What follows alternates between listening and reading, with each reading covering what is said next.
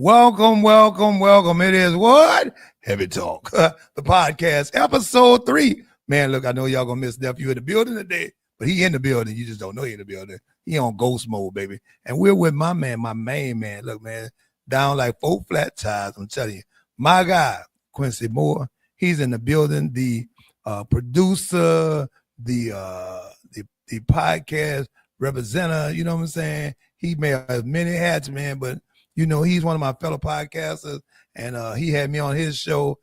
So I wanted to show some love to Business in the Cut. Plus, he's my friend. So, you know what I'm saying? It is what it is. We're going to get down. We're going to get into it. We're going to talk. Welcome, Quincy. How you doing, my man? What's going on, man? How you doing? How you doing? Man, you know all is well. All is definitely well. We in the mix, man. We're going to get into all the things that you do, all the hats that you wear, the how we met type stuff. You know what I'm saying? You know it's been 20 years. Oh, really? Yeah, this is the 20 year. For those who don't know, I'm a Katrina survivor. So I made my way to Birmingham after Katrina. Katrina happened in 2005, and we are in 2025 already. So it'll be 20 years this August. So yeah. It's been 20 years, and you and I met 19 years, because I think you and I met in 2006. Yeah, like 2006 when I needed a haircut real bad, and was it 05? I can't. Okay. Same week. Well, yeah. I mean, a week later. Okay, so it was 05, man. It was 05. But, man, I'm telling you, man, we're just excited.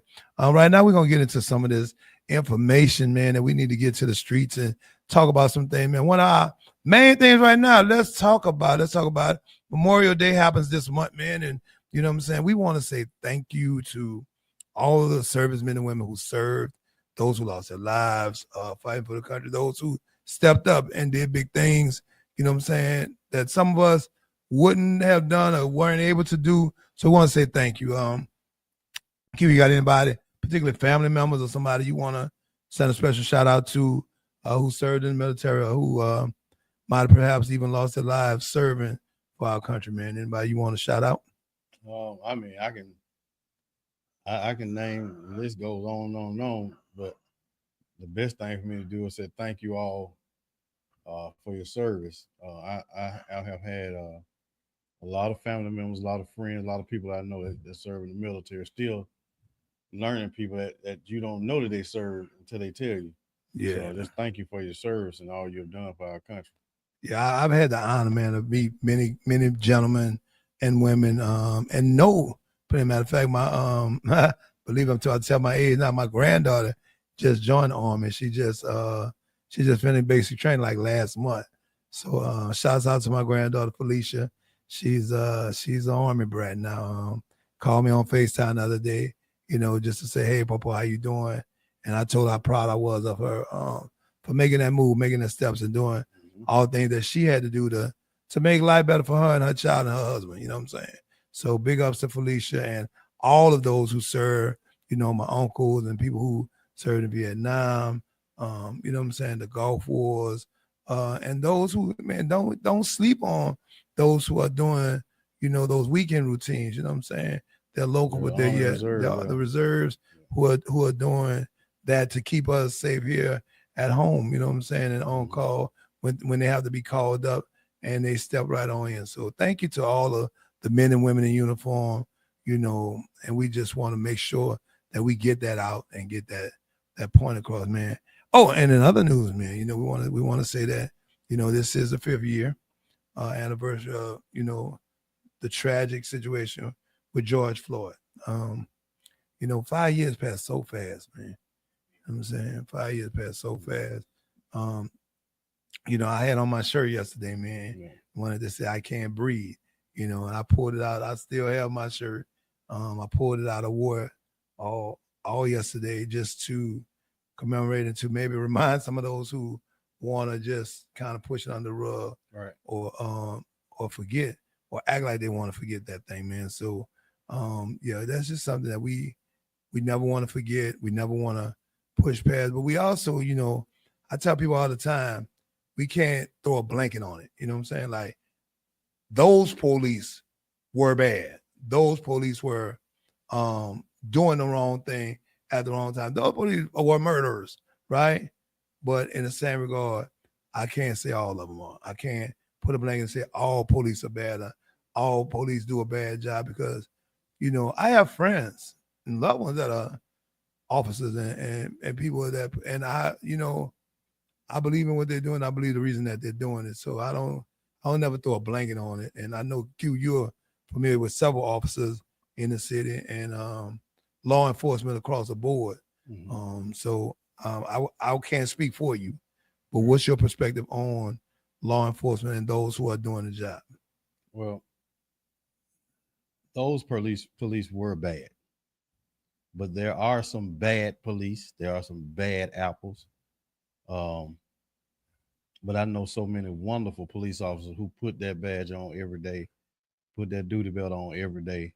They go out here and make a difference. Not just putting people in jail, that buy groceries, that play, throw the football around with the children in the neighborhood, that have helped pay house notes and car notes. Some of them, just because they had it, they're helping elderly people pay for some things. They're going grocery shopping for some elderly. I know personally these officers. There are some wonderful officers out here.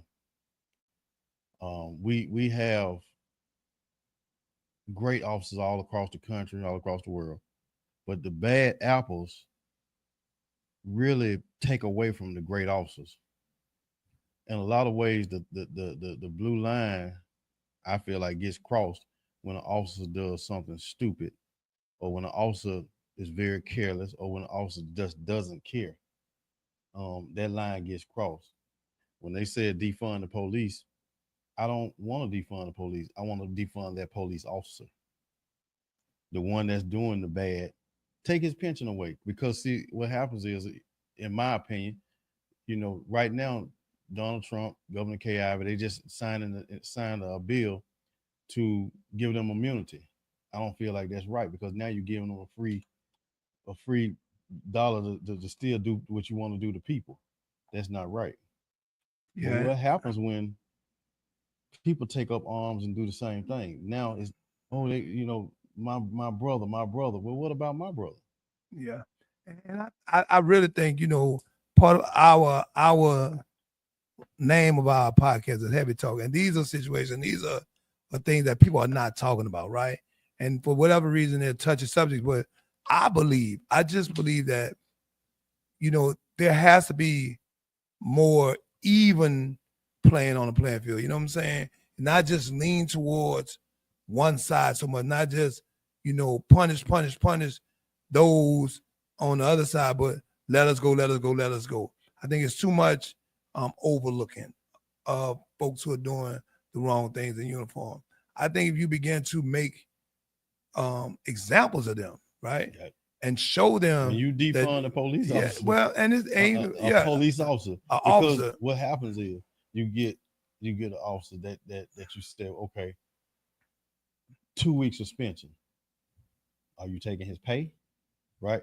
Then you get an officer, he is fired from this police station, right? But he goes somewhere else and become a police officer. He still got his pension. He still got all his benefits. So really, it's like, well, I'm gonna call him a favor. You can go over here to this police station. Yeah, and and for the lack of a better word, it's too much cover up and covering. You know what I'm saying? We don't want you to lose out. We don't want you to, be put out.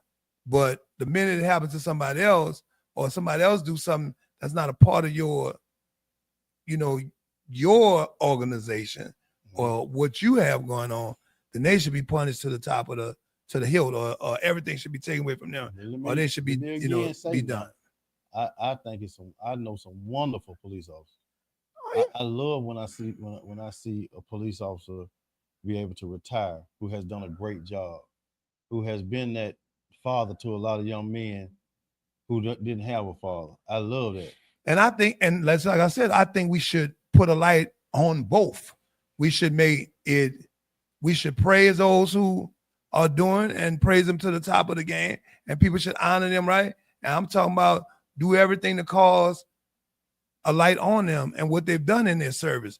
But at the same time, I think the same amount of light, right, and not just sweep it under the rug, should be put on those who are doing wrong, or who've done a wrong choice, or who chose to dishonor, because that's what you're doing.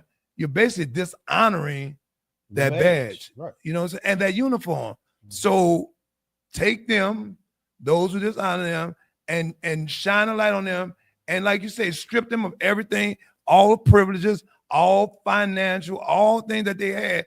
Don't just, oh, we're gonna let you go over here. We gonna, I've been around, but see, I've been around. I've seen people who've been placed other places, or allowed to retire, or given their pension on the low, or told them to, hey man, turn in your papers because this is gonna turn out bad for you.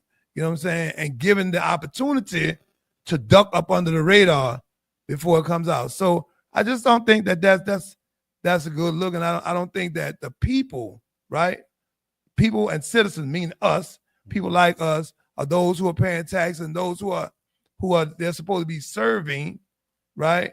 Deserve that. I think we deserve fairness across the board, and that if a person does something that's punishable by, you know what I'm saying, by jail or whatever the case may be, he should receive that punishment if found guilty, right?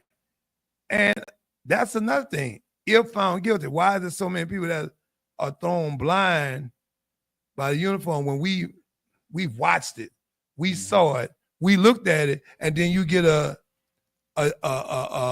outcome of don't believe your lying eye. That's what you saw. And that's really all you're saying. Don't believe your lying eye. When you say we found that our officer has done nothing wrong, he was within our standards. Well, I feel like it should go up the food chain. When you got an officer that's been committing crimes against the community, against certain people, or something like that, and he has a jacket that's unbecoming of that badge, he keeps doing it. Well, I need to go to the food chain. I need to talk. I need to get the sergeant. I need to get the chief. Everybody who's allowed everybody who's allowing this. But I will say this, and we're gonna move on to that. But I will say this: I've told so many people that is a big part of it. Create a jacket. So many of us just ignore it. They ain't gonna do nothing. They ain't gonna say nothing. So we don't go and make the complaint. We don't go to IAD. We don't, because if we build a jacket, a lot of people don't know, and a lot of people scared to get that, because when you have retaliation, I remember one time I had a situation, and they used to do people like this in the communities when they, back in '85 when drugs came. Old lady called, hey, they out here loud, they selling this stuff in front of my house, and the police pull up, hey man, I'm tired of this lady calling the police on y'all. You know what I'm saying? So now it's like, hey, you calling it? I had it happen to me, and it was somebody that was shooting by my business. I knew who was shooting. I was like, I asked him, hey man, can you know what I'm saying? Said something to him. So he went down there. Man, this man keep calling me on you. Y'all talking about y'all down. She act like he's scared or something. Like, I'm like, so it makes you not want. So now another thing, when you have the police officers that come to your community, and they come, they never speak, they never talk, they always on some go mode type stuff, right? But then as soon as something happens, man, what's up, dog? Man, what happened over here, bro? Now you want to talk to me? Nothing. Get out my face. I don't want to talk. I don't know what happened. Do your job. So then therefore you go back to the thing of, community policing. They need to get back to getting out the cars, understanding, leaving police on their several beats so they can get to know their community. The people can become aware of who they are, be comfortable with them, right? And that's in their jurisdiction, not just changing them all the time. So you don't know who's patrolling. I remember there was a time where officers patrol, except on their off day, right? They had a beat. This was their beat. And they became familiar with the people on their beat, the elderly on their beat. They could pass and know whether a light was supposed to be on at this house at 9 or 10 o'clock. Because they know Mr. Jones, he worked the evening shift. He don't leave that light on. You know what I'm saying? They're familiar with the beat. And so they're, in my perspective, right? There are things that can go on or that can be done within the structure of policing, but that they really need to talk to the people about, and not just talk to them from the sake of taking and doing a photo op with them, right?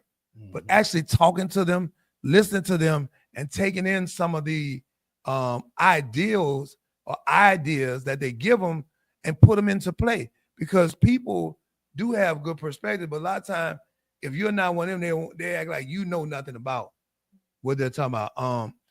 Just full disclosure, I worked as a civilian for the police department for 15 years.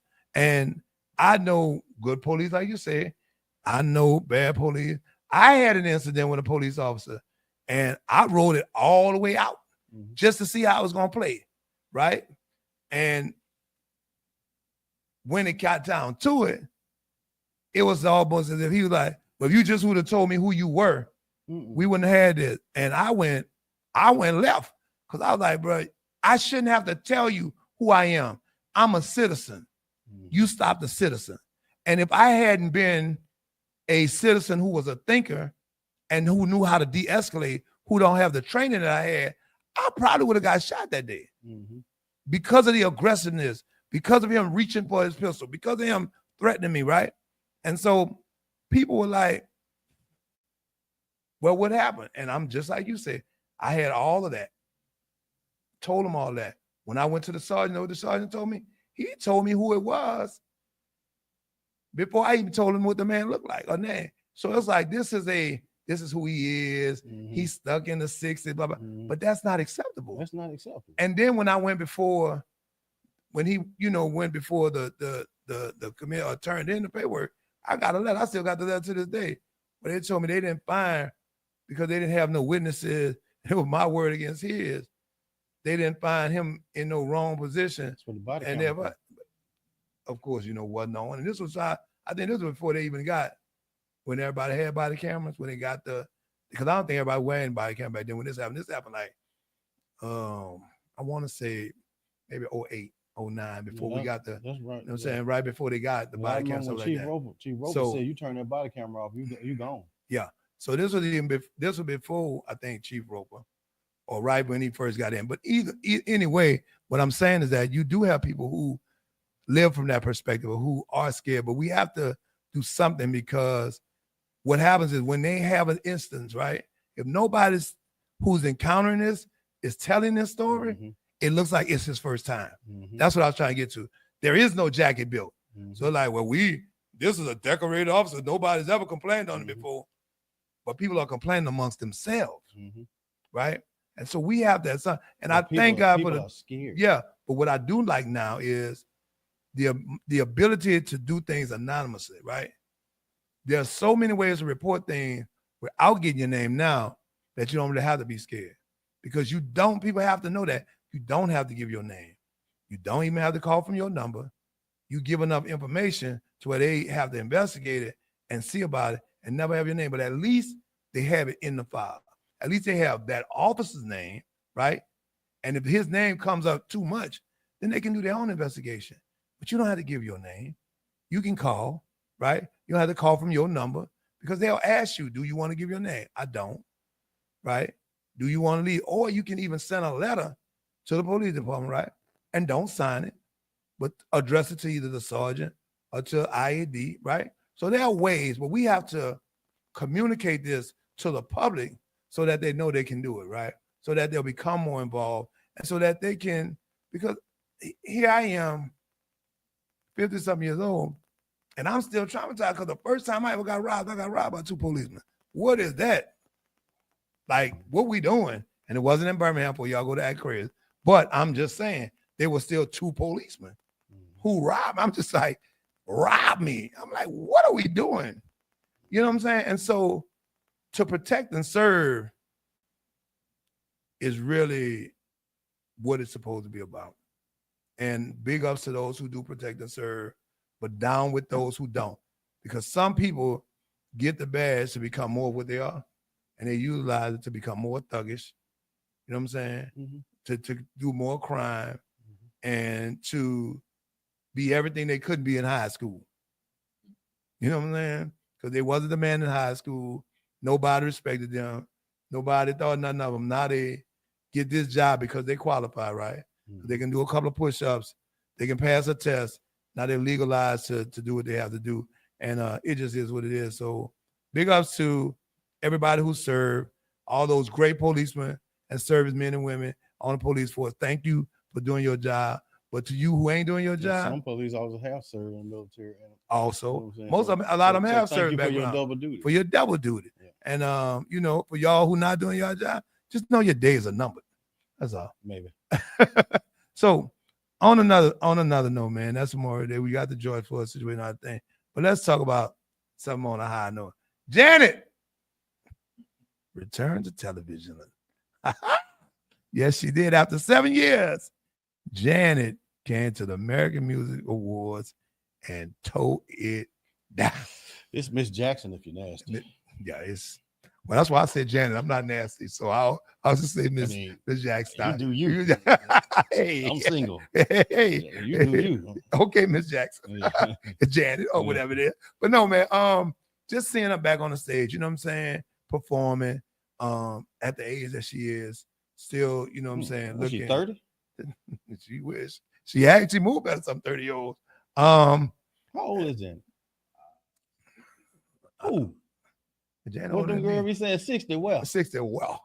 But man, you know, and then she said something in her speech that caught my ear. She said that you know, her and her brothers never ran behind the fame, right? They just really wanted to do good music. And I think that there are a lot of people in the music right now who could actually really just take note of that. I mean, because there are people now who they're chasing the fame so hard, you know what I'm saying, that they're willing to do anything, they're willing to say anything, they're willing to act any type of way. You know, we talked about this, I think, a couple of weeks ago, nephew, about them really selling their soul, basically, or selling out to reach that pinnacle of what they think fame is. And I know, Q, that you know a lot of people in the music business, in the music industry, and in several different genres. What does the face of music, or just, and I guess each genre has its own face, what does it look like to you, the future of music right now? Well, I'm gonna start off with this. Something I heard Yo Gotti say. He said, "Don't chase the money, chase the dream." A lot of people in the music industry don't care about the dream. They want the money and they want the fame. You look at an influencer do whatever to get the money. Most of them. You got some great influencers out here, but they'll do whatever to get to the bag. If that means them breaking their leg, jumping off a building, whatever. So when you look at the music industry, it's the same thing. They'll do whatever to get the fame and to get the money. For some reason, I heard you say something when you said whatever. Okay. Yeah, it was a name. It was a name behind it, but no doubt. But it wasn't just about Diddy. It's so many other ones that makes great music, but they practicing witchcraft. That makes great music, but they devil worshiping. That makes great music that they selling their soul not just to the devil. They're selling their soul to devilish people like Puff Daddy and some of these other ones, right? Allegedly. So no. And I get it, because I've been around music for I think the first time I recorded a song was in 1986 in 11th grade. So I've been around music like just that long. And when you recorded music, you recorded it for the love of it. You recorded it because you had a vision, you wanted to get the word out. Now, people can pay it off ad libs. Some of the music don't match what they talking about. You're like, huh? But it's some talented, very talented young people out here that's making great beats, making great music, that's doing some great things. And if the right person get to them, they can do some great things in life. And I will say this, as we talk about the music and the different outlook or perspective of music, I think there's a great situation that has occurred, which is um, people can have a lot more control of their music themselves. A few people. No. But what happens is once that starts, like when digital first came in, nobody really knew what to do with it, right? So there were some people that really uh made big money for themselves off because it was new, right? But now that those who were in charge of the other, right, the analog side of it, the disc and the you know what I'm saying, and the wax and things of that nature, you know what I'm saying, cassette tapes. Now that they've learned the digital game, they've created the same space that they created in the analog world, but even worse in the digital world. Because some people are getting paid micro pennies Yeah. So in digital. Like Snoop that ain't said a real, that ain't a real yeah, Snoop said something about monetary, that. you know, denomination. Snoop was saying that you're getting paid. Just he was like he wasn't willing to take that. So when streaming came out, it really messed up a lot of artists. Number one, when an artist signs that contract, you sign your soul away because you don't. A lot of them don't read or don't know the contract. They, oh man, this ain't nothing. Just go ahead and sign it, right? So you getting fast talk. If you don't have a lawyer, most of them don't have a lawyer. Then a lot of artists now getting paid off touring, and you talking about all right, Charlie Wilson for what is that to be exact, right? Charlie Wilson brother screwed him big time, right? So Charlie Wilson became homeless, on drugs, and all that, right? When he gathered himself, I guess he got with R. Kelly. R. Kelly started writing for him. He reinvented himself, came a whole nother way, and when he came a whole nother way, his brother sued him because he said, "I'm not making money." Because Charlie Wilson went out on his own, became Charlie Wilson, wasn't the Gap Band no more. Ashanti, she made a little money.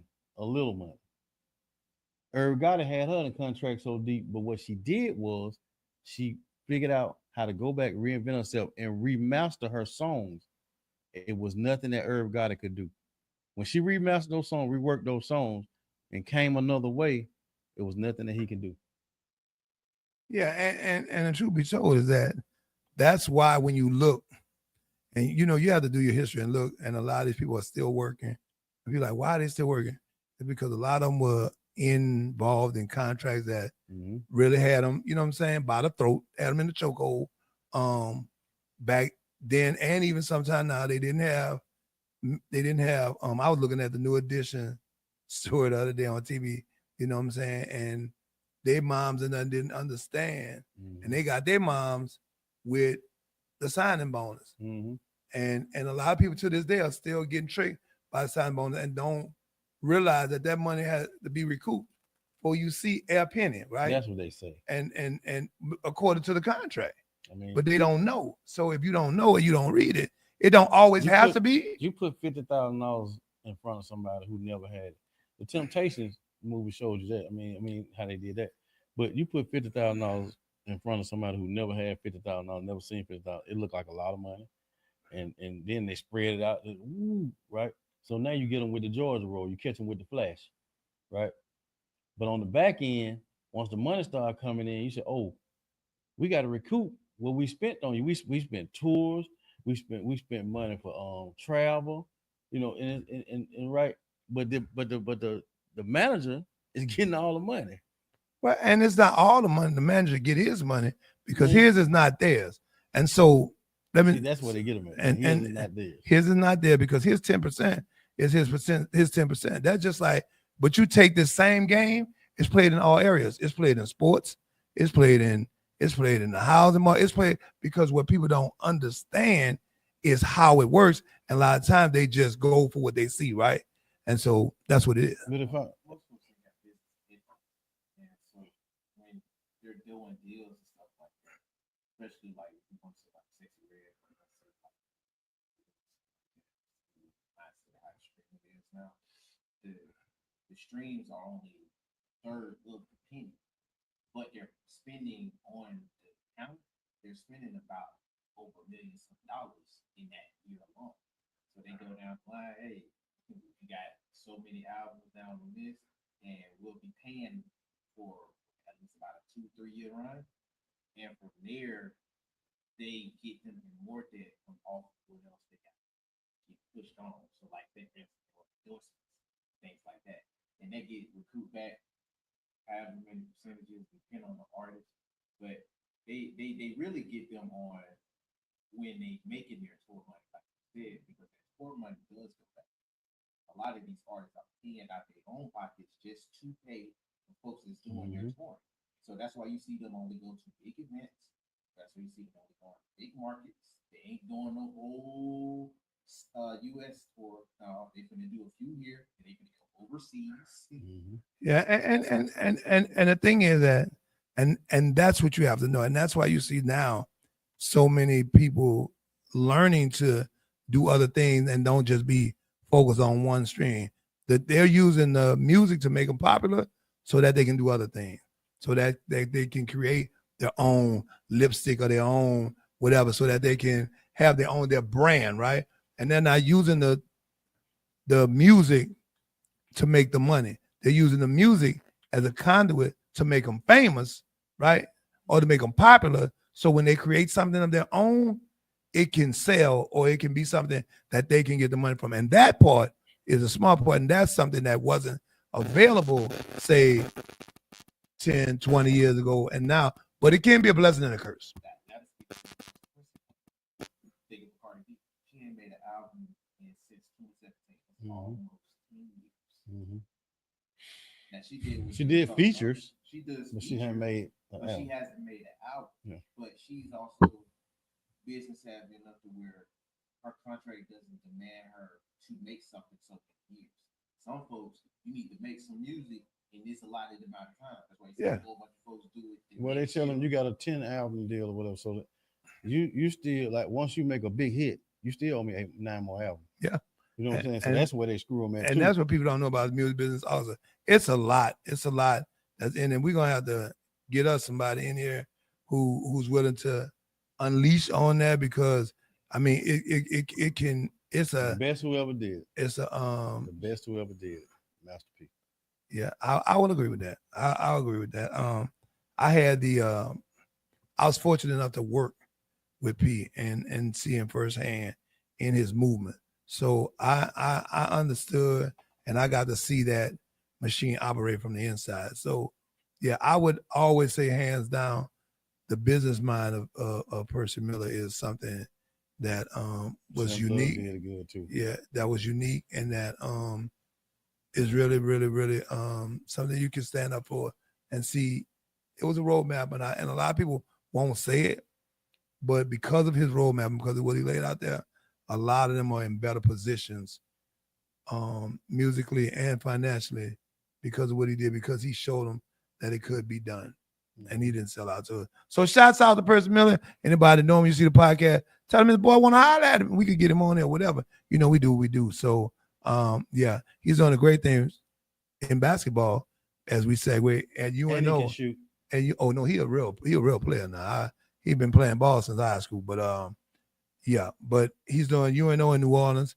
Has just hired him as the I don't know if it's the athletic director, but he's the head of basketball operations over at UNO in New Orleans, and he turned that program over there. People forgot that college was even in New Orleans. I'll be honest with you. They know Tulane, you know what I'm saying? Because Tulane made big ups in football. And know Xavier's there because it's one of the best producers of pharmacy and pharmacists in the country. Yeah.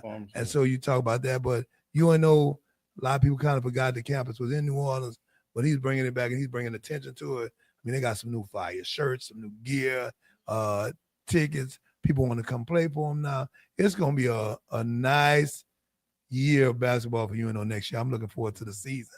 But speaking of basketball, man, what about them playoffs? Yes, sir, them playoffs, man. Yeah, thank you. Great. Woohoo! I'll give a hoo to that. That's my guy. Okay, well, you and your guy can watch it from the same view called the living room. Just don't watch it. No views here. Yeah. But OKC, man, and the Timberwolves, baby, they were playing hard to get, you know what I'm saying?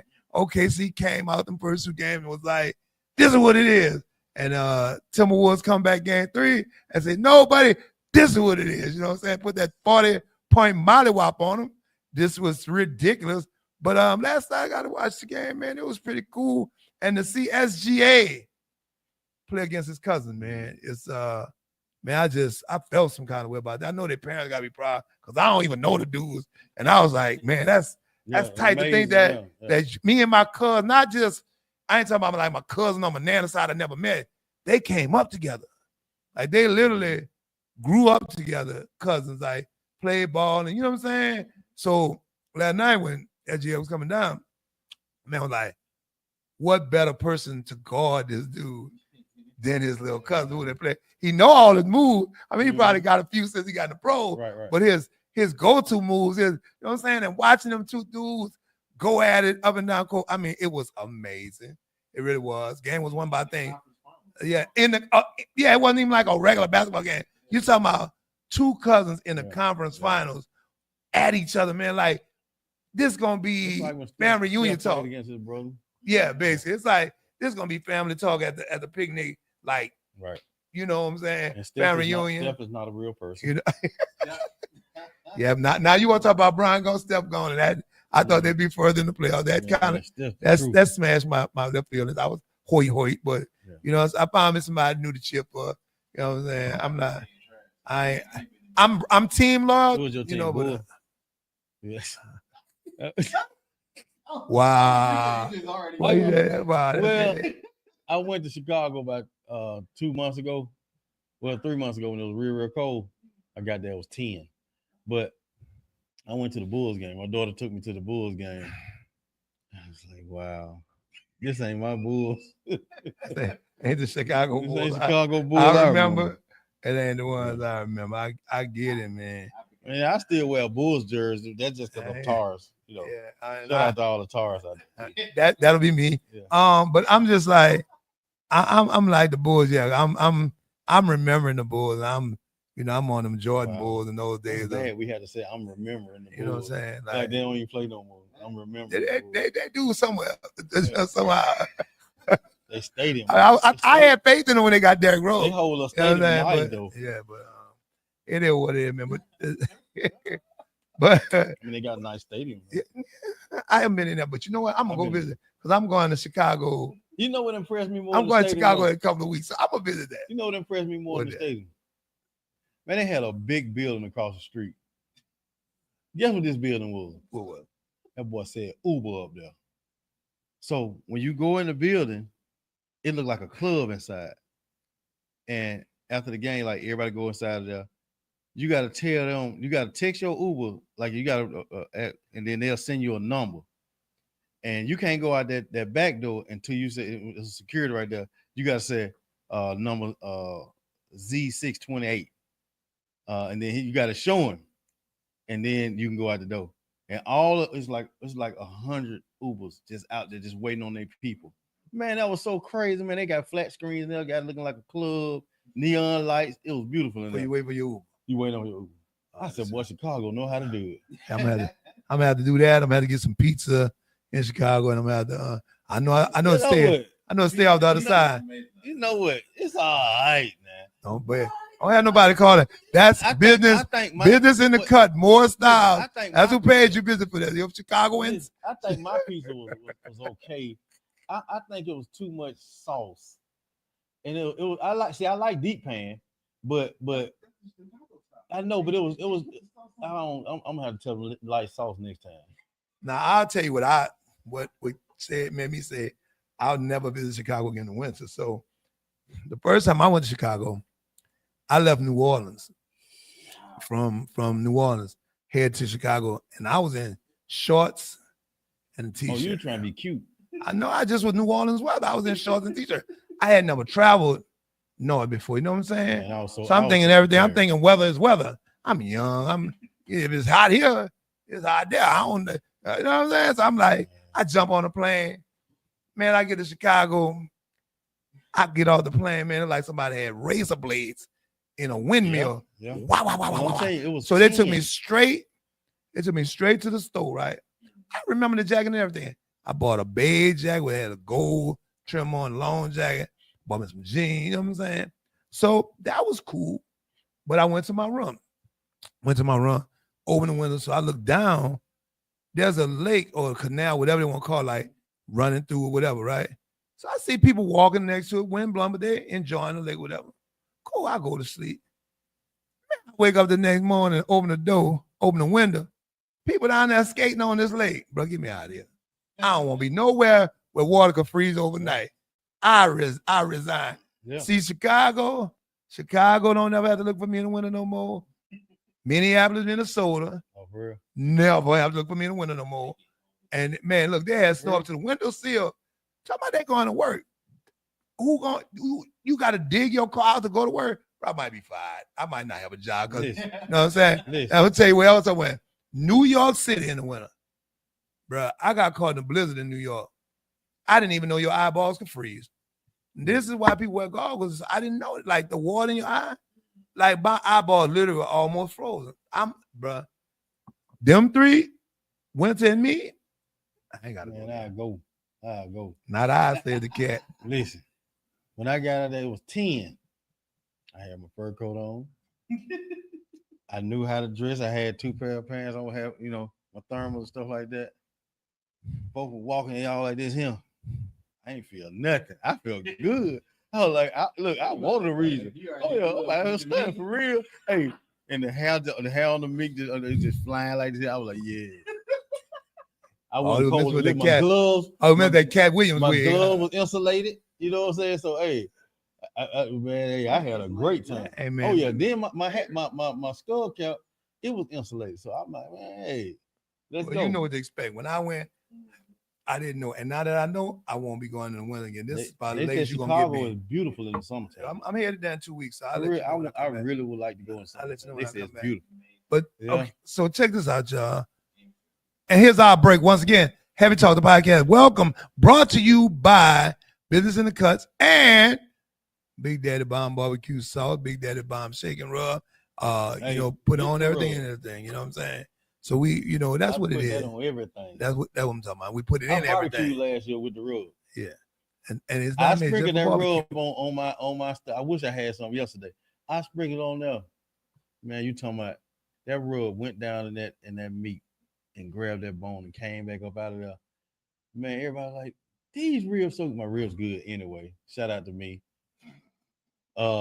They was like these ribs so good, and I can taste the flavor on in the rub. I was like, okay, Dwayne, okay, Big Daddy.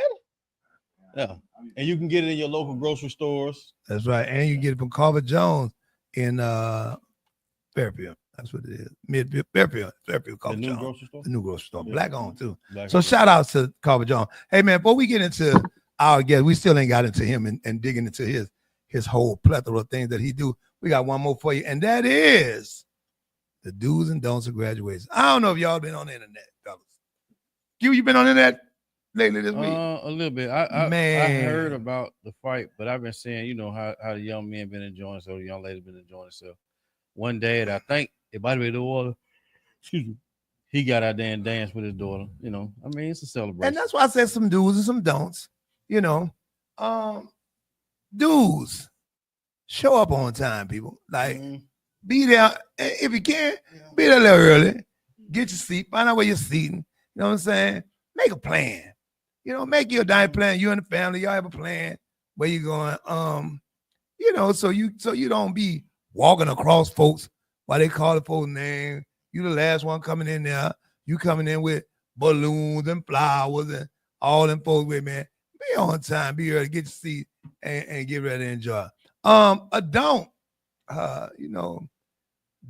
Do not listen to the people. They give you instructions. Follow the folks' instructions. If the people say wait till the end before you make some noise, or they say, I don't like that. not as much noise. I don't like that. I mean, but I get it, because or the school may need to make a pause between these names, but if they ask you, don't purposely go against what the people say. You know what I'm saying? Go to the meetings. What you need to do is there's the problem. Y'all don't go to the meetings during the year where they're making these decisions, right? So go to the meeting during the year where they're making these decisions and say, hey, look, we need to do this, or we need to, we need to not do that. I'm just You saying, done? nope, go for it. First of all, I done spent all this money, these graduation fees. Y'all keep sending fees every day. Y'all could have sent them at one time. But every day that child coming home with some fees, you get a text message by, oh, we got to have the fee for the graduation paper. How much was the fee to make the noise? I don't know. Oh. Then you got another fee you done came up with. We got a stand in the door fee. Anything they can come up with, they just, you know what?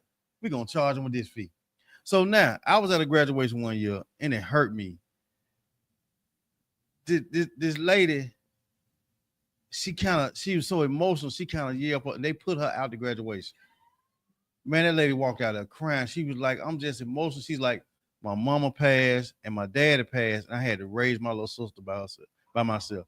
And I was like, wow. And they could have just like, look, just don't do that no more. No, they put her out.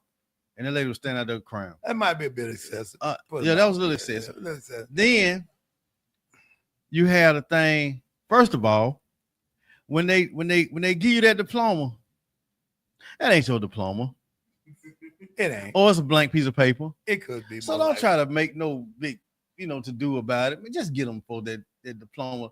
Let them do their thing. Let them go on off stage. These folks done been put out of school 5 times. They done had to go to alternative school and they done made it through. Let them folks go and do their little dance and go on. I get it. All right. So let me stop ask you being this. so excessive, man. Let me ask you about that. Okay, so You don't want them we're there. gonna agree to disagree on that, but let's check this out. Outfits. Let's go with the outfits. Okay, what's The wrong with do's and outfit? don'ts of the outfit. What you mean? The graduates? No, because the graduates got on. They got on gowns. road. Yeah, we talking about the people participating, representing the graduates. What you mean? Like the parent? Man, come on, man. Some of them folks ain't got money to go out and spend money on a big time suit. Everybody ain't Dwayne. Yeah, I ain't listen. they can't go get them on. I ain't even say a suit. I'm saying Gators. I'm saying, can we get enough material to cover you up in the? Hey, did you see? Hey. Okay, so I went online. Come as you are. Listen to this. I went online and seen a kindergarten and a middle school graduation, right? And the parents in the kindergarten, middle school graduation, top out, back out, thighs out. I mean, Don't look. I ain't talking about look. They walk right in front of the camera where the children Don't was. look. Don't look. So you think that's appropriate? I ain't saying it was appropriate. Okay, that's what I'm saying. Don't look. You Hey, talking about don't look? I'm saying hey, what is come appropriate as you are. attire for graduation? But it's a That's what I'm graduation. You saying. got kids. So get what I'm saying. High school, college may be different, right? Some of them folks. I'm can't hide talking what they about- got. I'm talking about kindergarten, middle school graduation. Come on, people. And that's for a middle Some of school, them kindergarten folks some of them folks recital. can't hide what they That's got, man. I ain't saying hide it, but I'm saying just do a little better for when you're in even public. I'm just saying in public. Let's do one better than that. So we gonna go there. Heavy talk. We gonna go there. Have so you've never been in Walmart and seen some outfit that was like, come on now, people. This a little too much. Let me say this. This a little too much. You know what I'm saying? Like, it used to be him. Man, Hey, man, So- y'all let me say, y'all talk from the perspective Let me of say single this. men. I'm talking from the perspective of you talk, what is appropriate. Come on now, let's be real. so you talk, What's appropriate in public? so I get what y'all saying, let but me I'm say talking this. about Let me say this. appropriateness I'm in having public. fun, and I understand. I understand. I'm having fun. I'm just talking, and I understand about appropriate wear because I done been in Walmart in last week and later had a whole bonnet, a robe, and some house shoes. Right. All right. Now, but I have been at graduations. And when she walked by, oh my God. Now, I understand, some people just can't hide it, right? No matter what they put on. There's a difference between what you talking about and what I'm talking about. But I understand can't hide. I understand Hold nice outfit, hold but on. there is a point, and when you put that on, be like, bro, come on, you going in public, But you hold going on. to represent your child, you going to represent At this yourself. point- At this point, they ain't representing their child. At this point, they trying to find them a significant other. Let's move on because we ain't gonna agree on this. I'm sorry. This here, it's 2 against 1. listen, man, It's 2 I'm gonna against say 1. this. There is such a thing as being appropriate in West. And you're probably right. But Because not, okay, but not tonight. no, listen Not to what I'm today. saying. Whatever you saying. I'm at a school, right? I hope your I'm working face at a turned school. blue. I'm at a school. Lady come to school, right? Come and bring the child into school. First of all, you know you're late. So if you're gonna be late, why don't you be a few more minutes late and put some clothes on? This lady come out the car, right?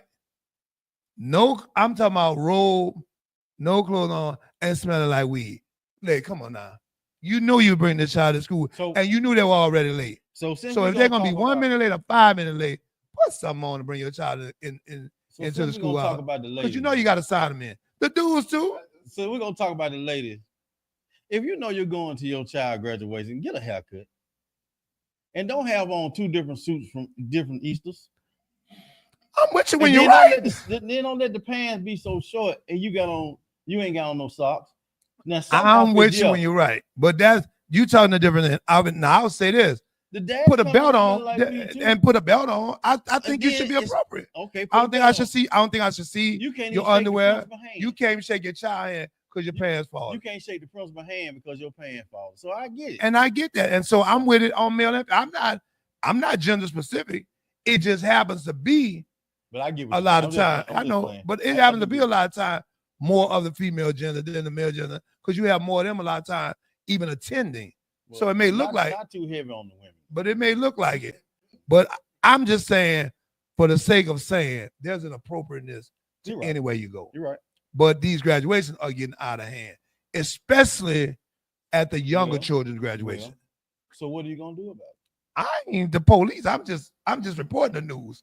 Well, I'm just saying what I saw I'm saying, and hoping that somebody hear it and they decide to do something on their own. maybe you need to be an advocate, heavy talk, and go to the schools, and once you go to the schools, you know, And tell them don't let them out. no, Don't let them in. No, have something drawn up saying this is the proper attire. Now, Some of them don't. some schools do that, and they'll make sure to give you a limited amount of tickets just because. Oh, they ain't gonna worry about the ticket because they're gonna figure out how to get some more tickets. They is, but I know it was one school that didn't play that. They was like, we gave you a certain amount, and if you didn't fill those in, we just marked those seats out.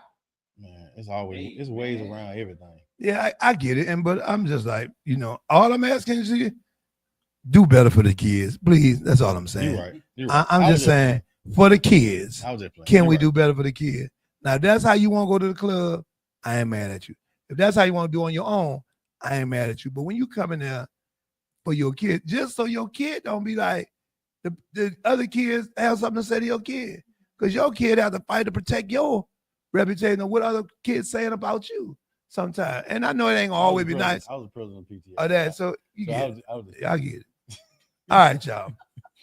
After this break, man, we're gonna come back with a whole bunch more. We got Quincy Moore in the building from all over. Business in the cut, but all over Birmingham. He does a lot in the city. Been my friend for many, many years. And we just want to get to some of the things that he does and what he's doing and some of the things that he's done. He's done some community stuff I've been seeing him do lately, feeding folk downtown and other areas. I know when I met him, he was doing a lot in the on the north side of Birmingham for that community.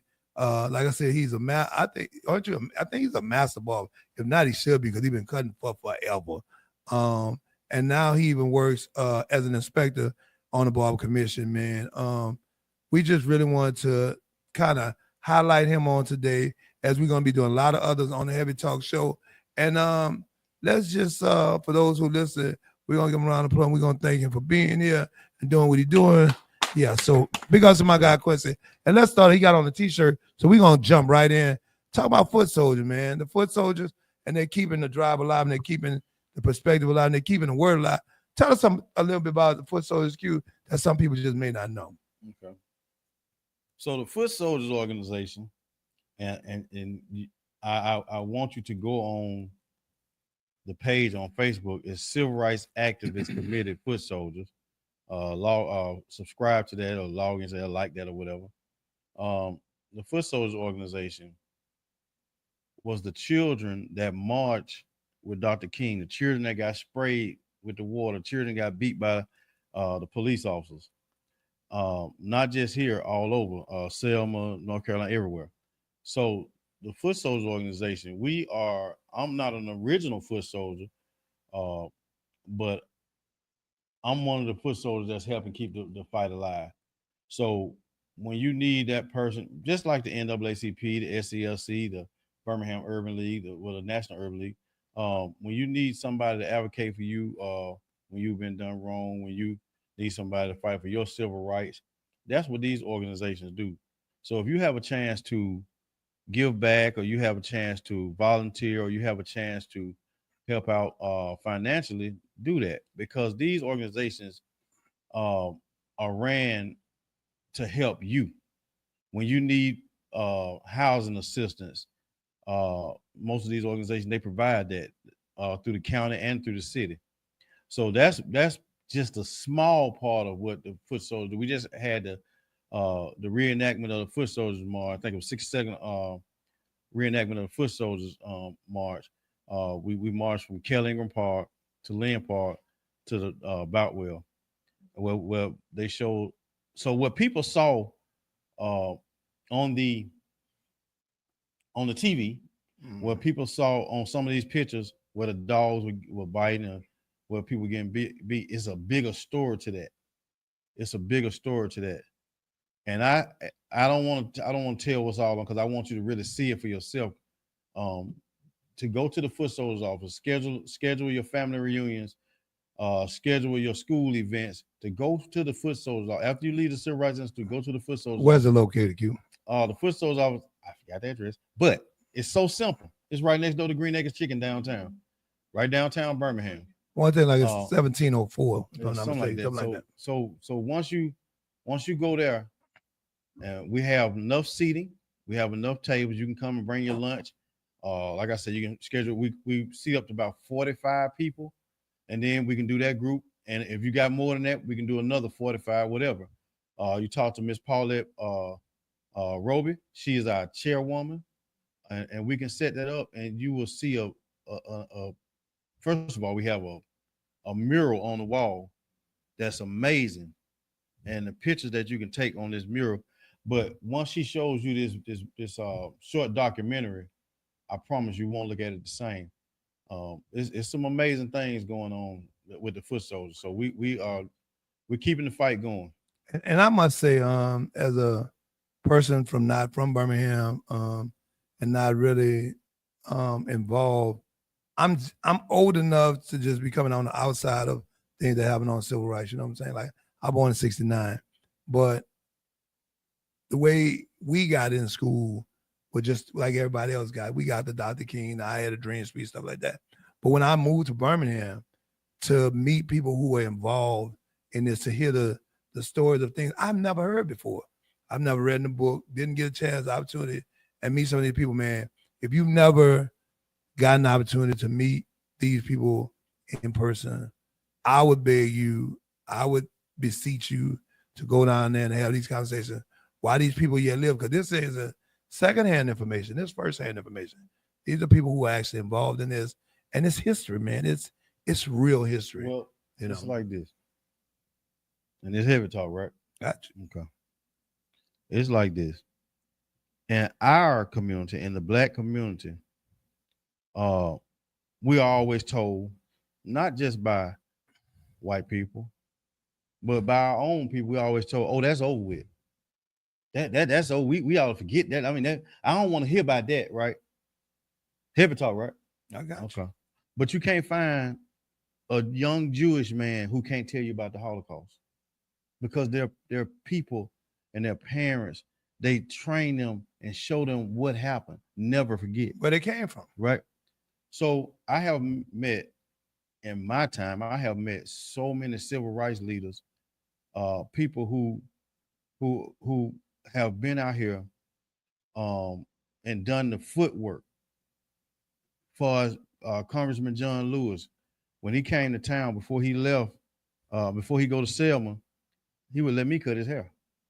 And I was about to get into that. So since you segue to that, like I said, we told people that you are master barber also, but you cut hair before you became a mobile barber and had your own place. You cut hair at a historic barbershop downtown, Mhm. right? I cut at Magic City Barber. Magic City Barber. They've been open, I want to say, what, 50 years? No, plus? longer than that. Way Okay. longer than that. So We celebrated 50 50 years. I remember that. But I was at Magic City Barbershop where the who's who came through there. And I'm about to say, give me some of your, because I know some of the people who hair you cut, because I sat there and waited to get my hair cut and watched them and talked to them. But just, not tooting your own horn, but toot the horn for me, because I just want people to realize some of the people on your client list that people from Birmingham and maybe outside of Birmingham will recognize. You just said John Lewis, right? Well, this was after that, but some of the people that came through Magic City Barbershop was Dr. Martin Luther King. Okay. I didn't get a chance to see him, but he came to get his haircut when he would come to town. Reverend Fred Shuttlesworth came through there. I gave him his last haircut in the nursing home before they moved him. Then he died. Reverend James Bevel, Tommy Wren, which Tommy Wren started to put soldiers, Civil Rights Activist Committee, and now it's under Miss Paulette Roby. Man, I can really. I remember you cutting several mayors. Yeah. Mayor Bill. Now I'm with Mayor Woodfin. I've been under Larry Langford, Kincaid. Man, it's some civil rights leaders. I'm telling you, I have touched. God has put me in position, man, to touch a lot of amazing people. A lot of amazing people. So let me ask you this: if there was one conversation that you could make us privy to, or that you remember having in the barbershop, because a lot of talk goes on in the barbershop, right? But there's one conversation you could remember having. What would it be? I remember having a conversation with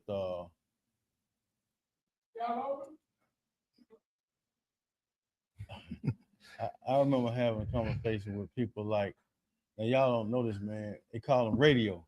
Yeah. Radio had a mechanic shop right across from McWayne Pike, right? So the way he got the mechanic shop, he was working at McWayne. He ended up getting called into the office.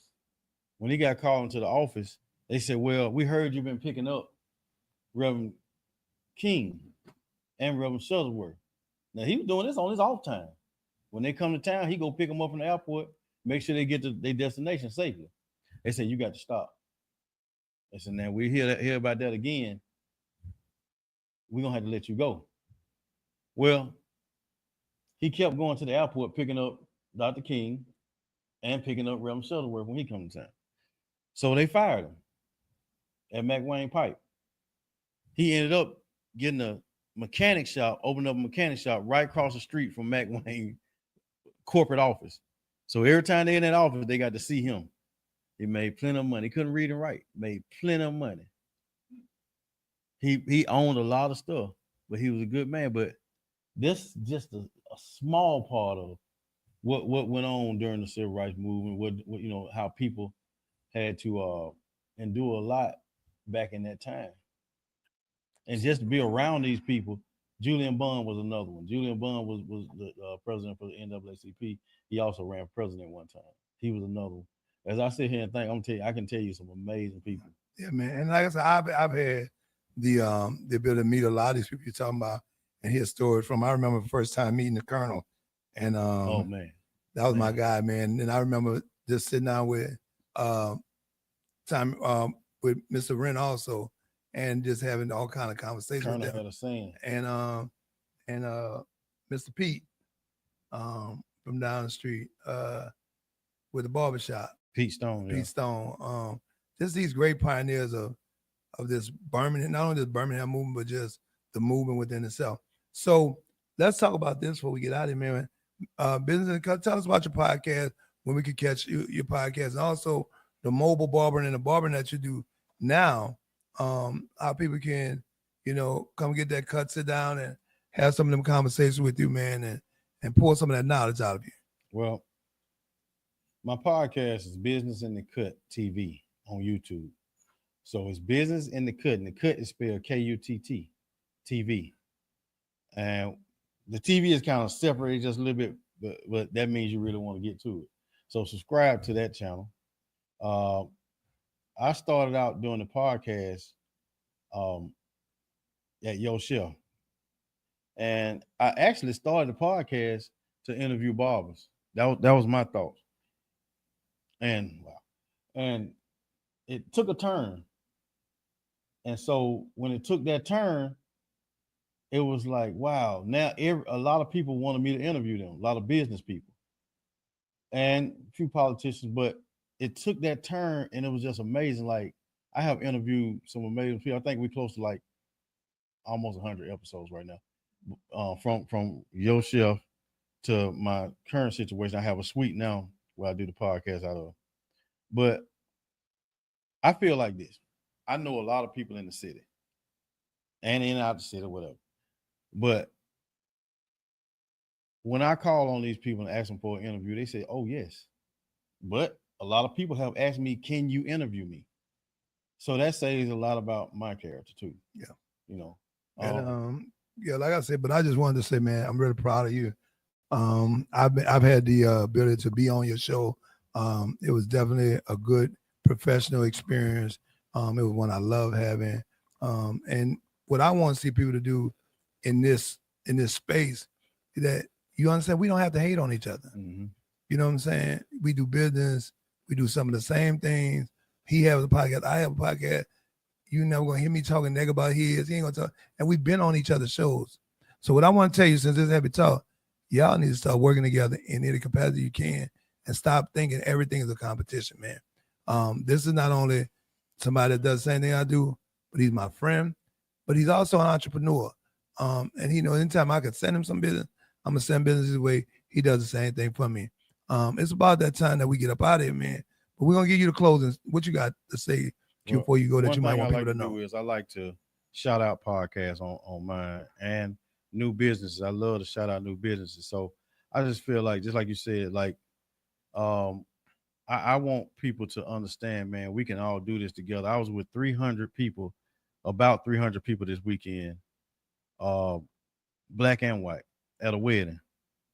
And this was the most amazing wedding. I have DJ weddings. I have sent DJs out. I have been in weddings, but this was amazing wedding, man, where everybody came together. And it was just like everybody was brothers and sisters. I see you got the Red Month Vodka shirt on. I had the president, he's the president for Birmingham. He was on my show. And stuff like that, man, we need to start highlighting each other and coming together and taking care of each other.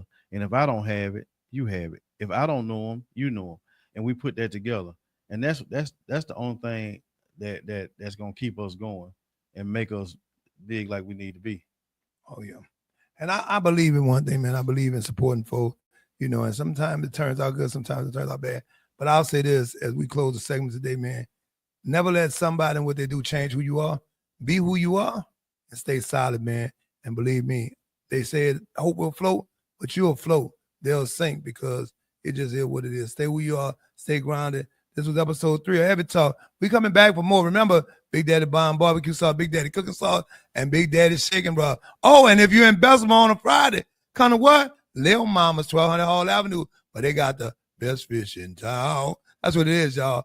Heavy Talk, another episode, solid. With my boy Q, that's right, More Styles, Business in the Cut, and just a pleasure to have him and all the information he provided. Y'all know what to do. YouTube, What You Cooking Big Daddy. Go to it. I said, What You Cooking Big Daddy TV, and then go to it, subscribe, like, and share. My wife said I need to slow down when I be saying stuff. Talking. And New Orleans thing be talking too fast. But y'all know what it is, man. Love y'all. Hope to see y'all soon. Hope you enjoyed this episode. Holla back.